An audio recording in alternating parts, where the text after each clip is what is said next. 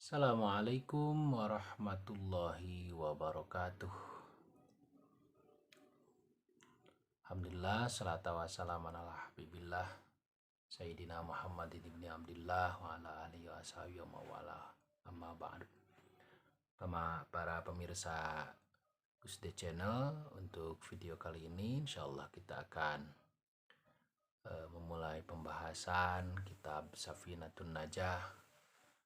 Ini untuk pemula ya, yang belajar ilmu fikih dan dasar-dasar usuluddin.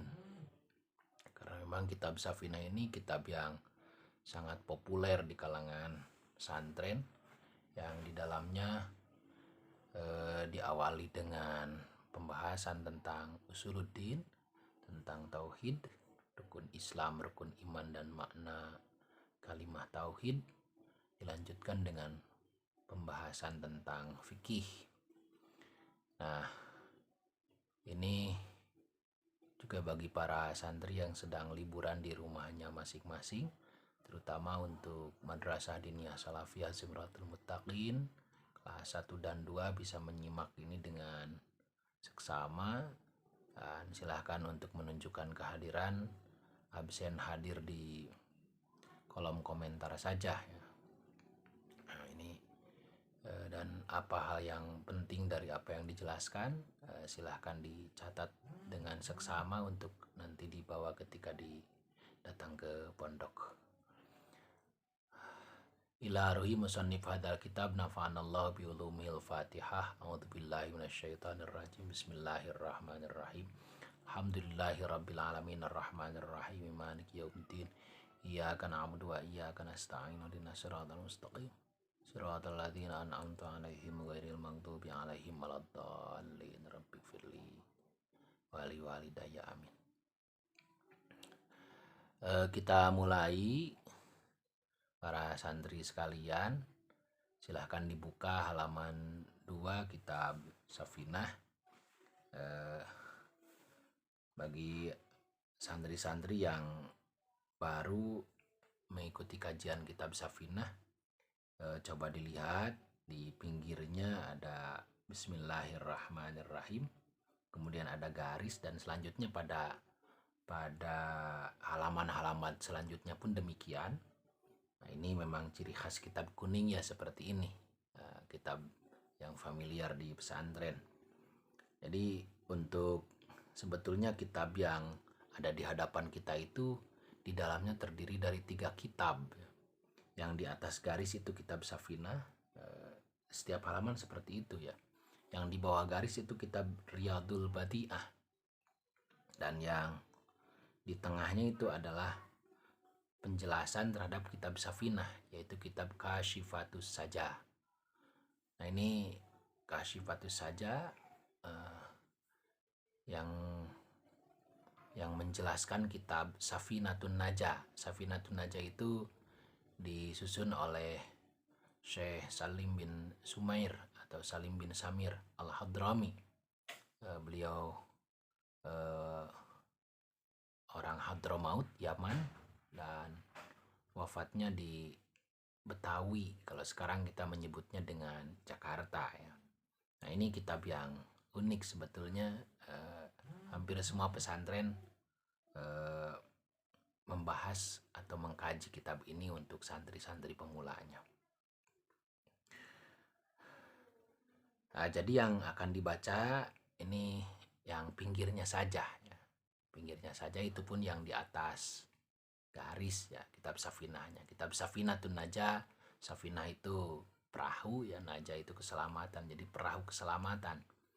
Kasyifatus Saja yang di tengah itu yang dikarang oleh Syekh Nawawi Al-Bantani. Artinya mungkin secara gampangnya Kasyifatus Saja itu layar terkembang. Nah, jadi kalau misalkan Safinatun Najah, jadi siapa yang ingin naik kepada perahu atau bahtera keselamatan, segera masuk karena Kasyifatus Saja, layar sudah terkembang. Nah, ini sebagai ilustrasi sederhana saja. Para pemirsa sekalian, kita mulai dengan pembacaan kitab. Saya akan coba baca kitab ini untuk muqaddimahnya Arabnya terlebih dahulu. Bismillahirrahmanirrahim. Alhamdulillahirabbil alamin wa bihi nasta'inu ala umurid dunya waddini. Ini untuk muqaddimah mirip-mirip yang biasanya dipakai kita untuk ceramah ya, seperti itu.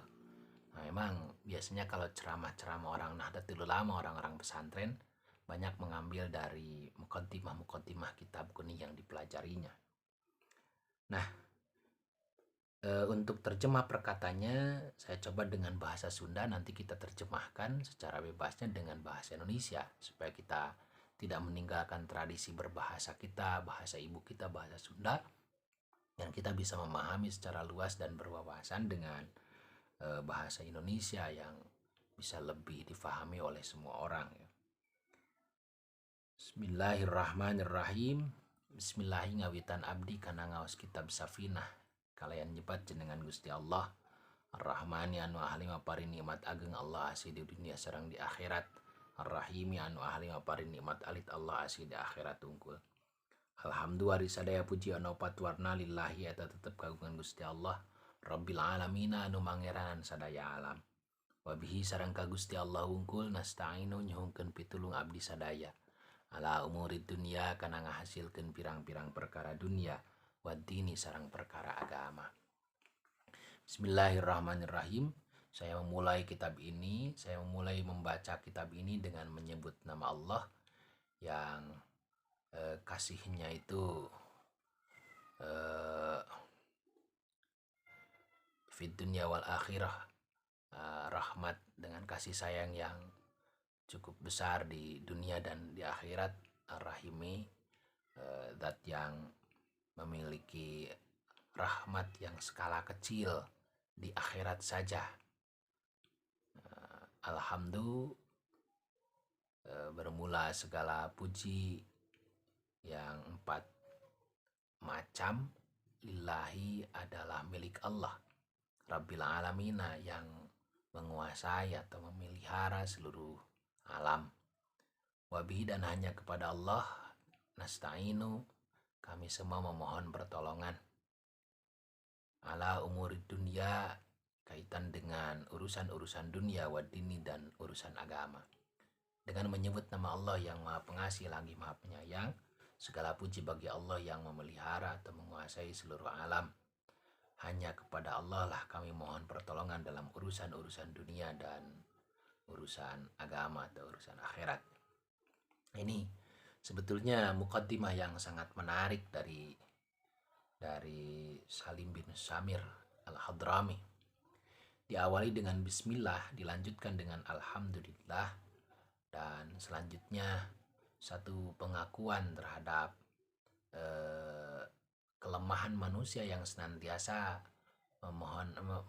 senantiasa mencari bantuan untuk kekuatan dirinya, yang memang permohonan bantuan atau permohonan pertolongan itu sebagaimana yang telah terungkap di dalam surat Al-Fatihah, iyyaka na'budu wa iyyaka nasta'in, hanya kepada Allah lah memohon pertolongan dalam urusan dunia dan urusan agama atau urusan akhirat ya. Nah, ini diawali kitab ini dengan Bismillahirrahmanirrahim. Para santri bisa melihat hampir semua kitab itu pasti memakai Bismillahirrahmanirrahim. Tentunya pencantuman Bismillahirrahmanirrahim di sini bukanlah satu hal yang kebetulan atau hanya karena latah orang lain memulai Bismillah, dia pun memulai dengan Bismillah. Tidak seperti itu. Tapi permulaan sebuah kitab dimulai dengan Bismillah, seperti hal yang dijelaskan oleh Syekh Nawawi dalam Kasyifatus Saja, itu dikatakan bahwa kenapa dimulai dengan Bismillah. Yang pertama, musonib mengikuti Al-Quran. Nah, Al-Quran baik itu yang dalam bentuk mushaf yang seringkali kita baca hari ini, ataupun Al-Quran yang ada di Lauhul Mahfudz, itu dimulai dengan Bismillahirrahmanirrahim. Secara real kita melihat, secara nyata kita melihat di dalam Al-Quran, surat Al-Fatihah sebagai surat pembuka dalam Al-Quran dimulai dengan untayan kata Bismillahirrahmanirrahim. Kemudian di Lauhul Mahfuz pun demikian, dimulai dengan Bismillahirrahmanirrahim. Yang pertama ikut Al-Quran, yang kedua ikut hadis. Hadis Rasul mengatakan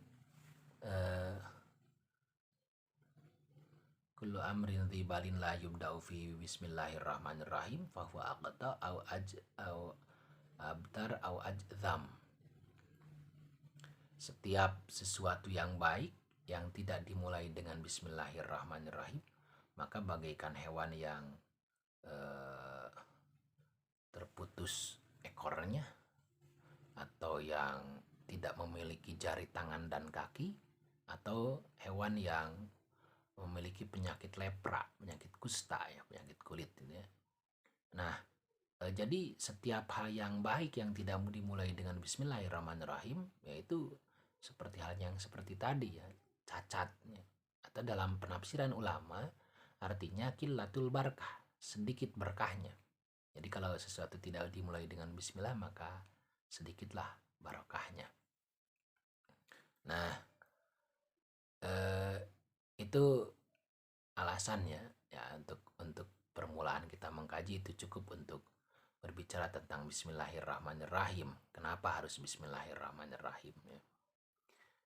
Nah ini kemudian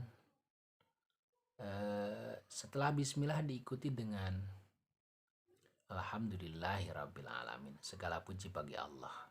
Segala puji bagi Allah, segala puji yang jumlahnya ada 4 macam, milik Allah pemelihara seluruh alam.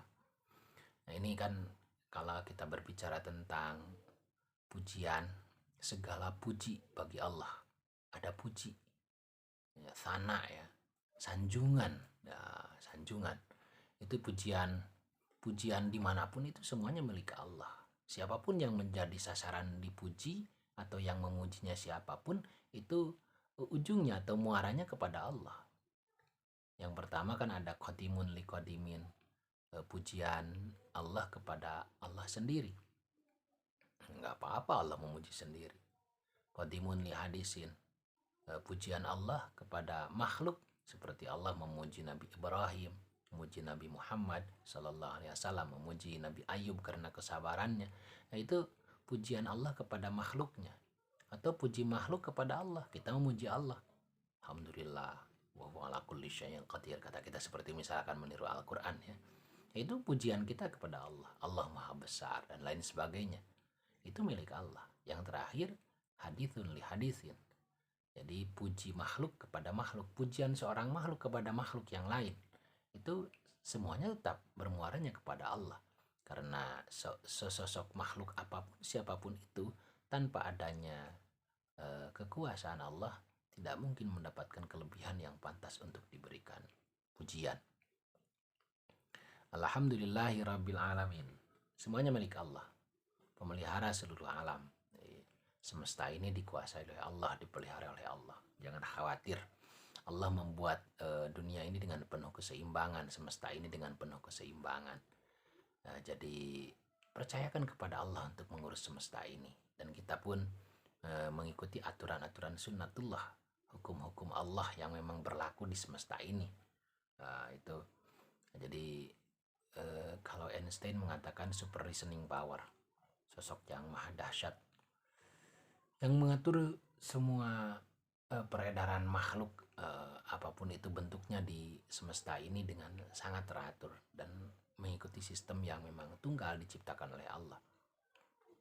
Wabihi nasta'inu ala umuri dunia wa dini.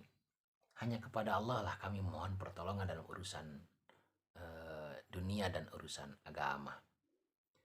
Para santri sekalian, ini merupakan representasi dari pengamalan terhadap surat Al-Fatihah, wa iyyaka nasta'in, hanya kepadamu kami memohon pertolongan.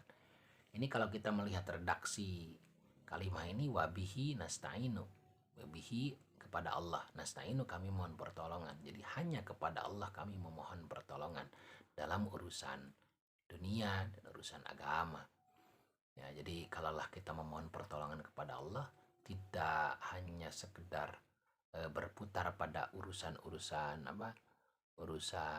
dunia, urusan ukhrawi, tapi juga bisa terkaitan dengan kebutuhan kita, kaitan dengan persoalan duniawi. Dan itu kenapa dunia harus diperhatikan oleh kita, ya memang harus ada keseimbangan antara dunia dan akhirat. Karena kalaulah kita pun fokus kepada akhirat, tetap saja harus melewati dunia. Kalau kita mau ke Bandung pasti ke Sumedang dulu. Jadi tidak bisa kita mau ke Bandung tanpa memperhatikan Sumedang. Nah, ketika kita berbicara tentang akhirat, ya dunia kita harus kita garap. Karena dunia itu tempat bercocok tanam kita agar kita bisa panen nanti di alam akhirat ya.